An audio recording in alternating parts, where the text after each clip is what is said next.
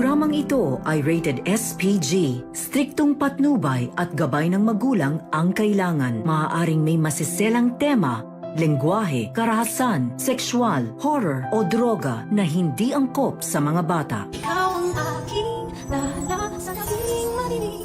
Ikaw ang Tuluyan na kayang hindi mapagbigyan ni Carlos si Annalyn? Ano ang pinapahiwatig ni Eric kay Giselle? Magandang araw at eto na nga tayo sa ating pinakaabangang tagpo sa abot kamay na pangarap.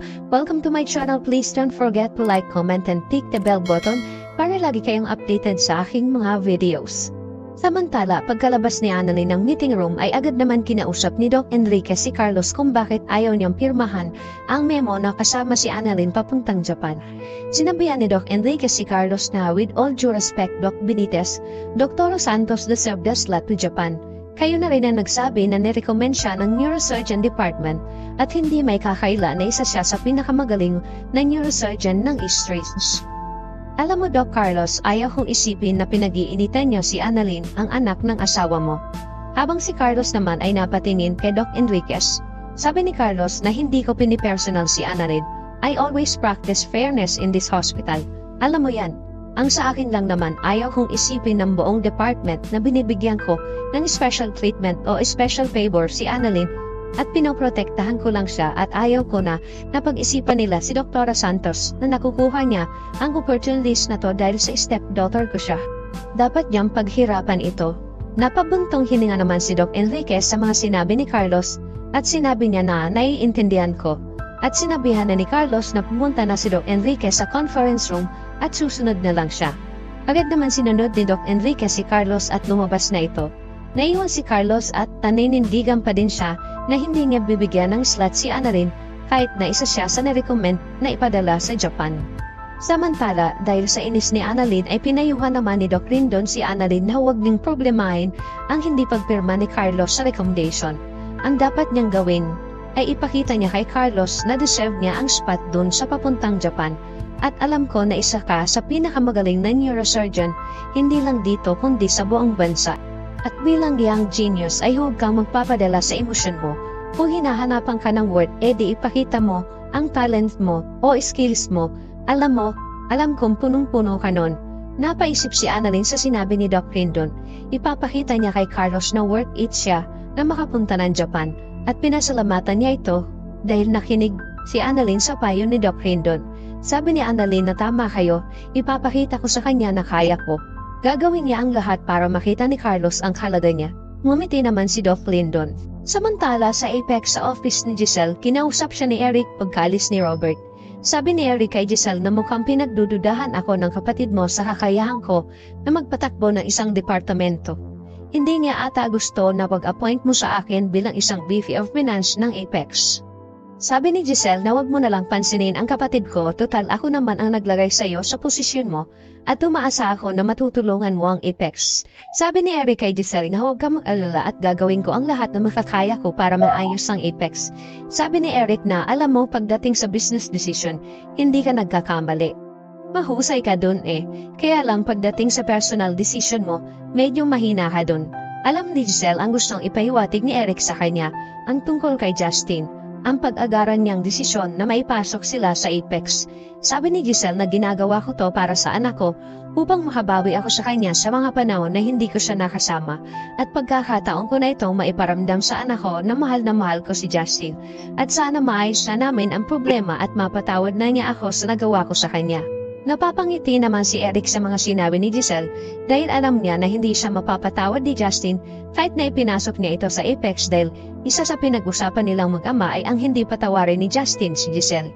Ang hindi alam ni Giselle na kahit pa binigyan niya ng mataas na posisyon ang anak niya ay hindi pa din siya ito mapapatawad sa ginawa niya.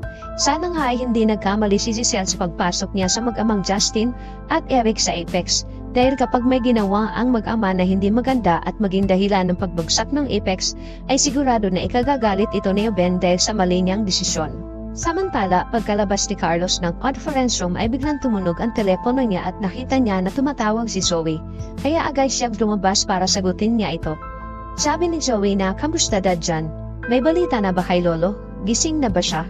Dahil gustong-gusto ko na sanang umuwi ng Pilipinas dahil nabalitaan ko na naandyan na pala yung anak ni Tita Giselle." Sabi ni Carlos na oo, nagkita na sila ng anak niya at kasama din ang tatay niya. Ipinag-alala naman ito ni Zoe dahil baka hindi niya ito makasundo tulad ni Annalyn kapag pumasok na siya sa Apex. Sabi ni Carlos na huwag na muna kayong umuwi dito hanggang hindi pa nagigising si Sir Pepe. Madadamay ka sa mga ginagawa ng mami mo. Paano kapag nagising si Sir Pepe? Kaya mas maigi na huwag na muna kayong umuwi dito dahil magiging malaking gulo kapag nalaman nila ang katotohanan. Ikinagalit naman ito ng Zoe at sinabihan niya si Carlos na alam ko na we're done, we're doomed. Kahit naman nandito ako ay hindi pa din ako pinatatahimik ni Lolo at ayaw niya akong tigilan. Alam ni Carlos na kapag galit na si Zoe ay wala na siyang magawa. Kaya naitanong ni Carlos kung nasaan si Moira dahil may sasabihin siya dito. Sabi ni Zoe na wala siya dito at hindi ko siya kasama. Maya-maya ay nagpaalam na si Carlos dahil may gagawin pa siyang operasyon at ibinabana ni Zoe ang tawag niya. Samantala sa Apex, nag-ikot-ikot si Justin sa hallway na makarating ito sa information desk ng mga nurse at naroon si Nurse Karen at Nurse Ivan, nakababalik pa lang sa trabaho. Nakita sila ni Justin at nilapitan sila nito at binati. Sabi ni Justin na gusto ko lang ipamiliarize dito sa lugar nyo kasi mukhang matagal-tagal pa tayong magkakasama. Habang nakatingin at nakikinig lang ang mga staff nurse, maya-maya ay sinadya ni Justin na ihulog ang isang box sa ibabaw ng information table at sinabi na, sorry, pwede niyo bang pulutin ito? Habang sina Nurse Ivan at Nurse Karen ay nagpipigil lang sa inis nila kay Justin. Pinulot naman ito ng dalawa at inayos. Nagpasalamat naman si Justin at umalis na ito. Pagkaalis ni Justin ay galit na sinabi ng dalawa na mukha may bago tayong kontrabida dito sa Apex. Nawala nga si Zoe pero ngayon may pumalit naman. Sabi ni Nurse Karen na kung hindi ka lang anak ni Ma'am Giselle ay papatulang ko talaga yan. Pinigilan naman ito ni Nurse Ivan. Habang papalayo si Justin ay tinitingnan nila ito. Nagsisimula na ba na ipakita ni Justin ang tunay niyang ugali? Samantala sa East Ridge dahil sa gustong patunayan ni Annalyn kay Doc Carlos na karapat-dapat siya na ipadala sa Japan, kaya ipapakita niya kay Carlos ang galing niya tulad ng sinabi sa kanya ni Doc Lindor. Papasok na sana ang dalawa na si Annalyn at Doc Lindon sa OR dahil ang alam nila ay mag-a-assist sila kay Doc Carlos sa isang operation nang bigla silang hinarang ng isang nurse at sinabihan sila na Doc Javier and Doc Toro Santos you need to scrub out. Ikinagulat naman ito ni Annalyn kung bakit hindi sila pinayagan na makapasok sa OR. Sabi ni Annalyn na, bakit po? Sabi ng nurse na yan ang request ni Dr. Benitez na huwag kayong mag-assist sa kanya. Nagkatinginan naman si Annalyn at Doc Lindon dahil wala silang kaalam-alam sa naging desisyon ni Carlos. Mas lalong lumakas ang kutob ni Annalyn na masyado siyang pinipersonal ni Carlos ang dahilang nalaman niya na may balak siyang lumipat sa Apex kaya hinahadlagan ni Carlos ang lahat. Gustuin man ni Annalyn na ipakita kay Carlos na deserve niya na maipadala sa Japan. Subalit kung ayaw talaga ni Carlos ay wala siyang magagawa. Galit na umalis si Annalyn habang nakasunod naman sa kanya si Doc Lindon. Kinausap ni Doc Lindon si Annalyn na huwag ka munang magalit kay Doc Carlos, baka may iba siyang dahilan kung bakit hindi niya tayo pinag-assist sa kanya. Naiiyak na lang si Annalyn sa sama ng loob niya kay Carlos. Bakit hinahadlangan ni Carlos si Annalyn? Babalik na ba ng Pilipinas si Zoe? Magkakasundo kaya ni Justin ang mga staff ng Apex? Yan ang ating pakaabangan dito lang sa Abot Kamay na Pangarap. Huwag bibitiw at huwag kalimutan mag-subscribe. Maraming salamat po and God bless.